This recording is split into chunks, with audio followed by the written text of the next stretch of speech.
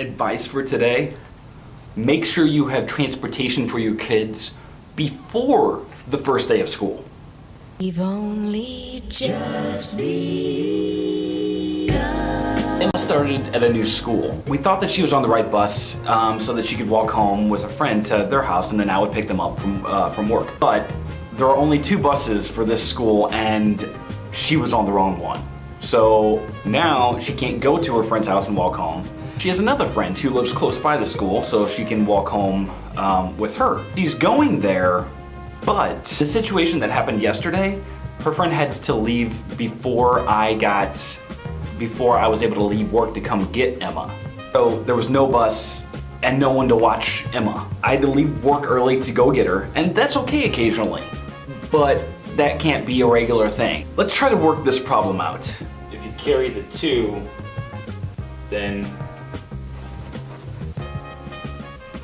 So the main problem is that sometimes this walk isn't going to be able to happen because we have to rely on somebody else, which is, hey, we're grateful that people are letting Emma stay with them and walk home, but sometimes that doesn't work because they got stuff going on. Of course they do. We can't always rely on everyone else to watch our kid. So we had to figure out something else, which I kind of did. I was able to get Emma on the waiting list for bus 1, which goes into this area. So then she could be able to walk home here or take the bus and walk home here, and I would pick her up from either one of her friends' house that are there. Problem is, we haven't really quite got all that settled yet. We'll figure it out sometime. It'll be fine, right? So the thing is, set your plans up ahead of time. Another key factor in planning ahead is communication. Talk about what you're gonna do with your significant other. Work out the kinks, create solutions and backups. Because when stuff goes wrong, you're gonna need to have some kind of backup plans. And you're both gonna need to know what's going on, not just one of you, because sometimes one of you isn't gonna be able to do it. When you have 2 working parents, life can be hard. They don't get the opportunity to convey important information to each other in a timely fashion. This situation, we lapsed. Now we don't know where our kids are going after school. What you have to do is you have to make time. You have to make time to communicate to each other, make time to go over your agenda, make time to pre-plan. And if it's this situation like Jess and I have, where she works retail hours, you know what? Stay up later. Get a calendar, get a planner, write things down, create an action item list so that when she does get home and she's still in work mode, you can talk about all these things right away, have them on your agenda, check them off, and then get out of work mode, get back into home mode, and relax. Don't worry about anything after that. But the point is you have to communicate ahead of time and find the time to do that communication with each other. Otherwise, you're screwed. Here's another quick example. I set up a happy hour about a month ago, and an hour beforehand, a giant tree in our yard fell over, almost got the house with the kids and Jess in there, and knocked out our power and everything. So needless to say, I was not able to go because I was dealing with that. And the thing is, I had all the plans.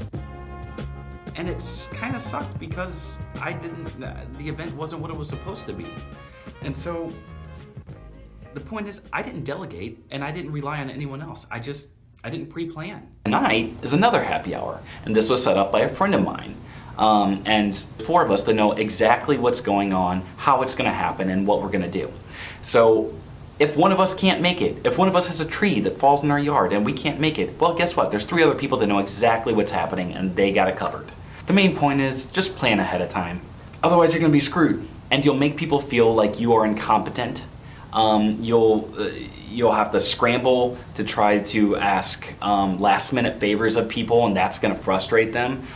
You're gonna be so stressed out that you're gonna get a migraine or whatever else, and then your children are gonna suffer too because they won't know what's going on either. If you communicate and plan ahead, your life will be so much easier. Anyway, next up we have a happy hour. It's a place called iTap. And this is also a fundraiser for the Walker Scottish Rite Clinic. See you there.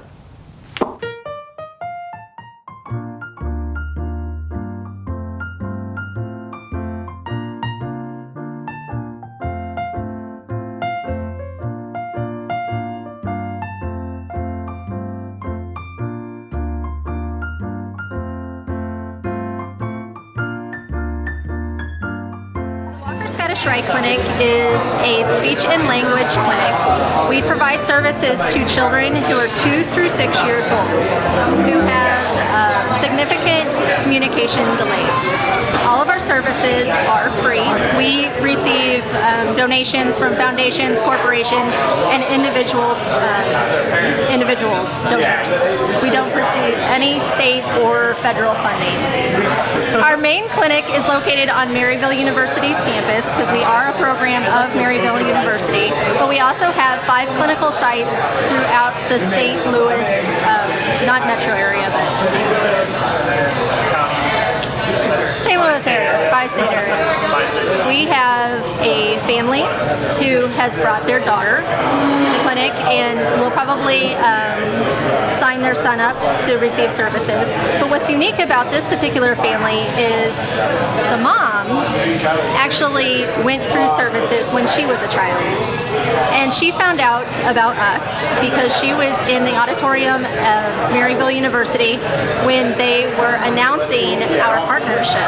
So it's a full circle kind of service. So it's very unique and it's inspirational, and we love having her as an advocate for us. That's cool. Okay, that's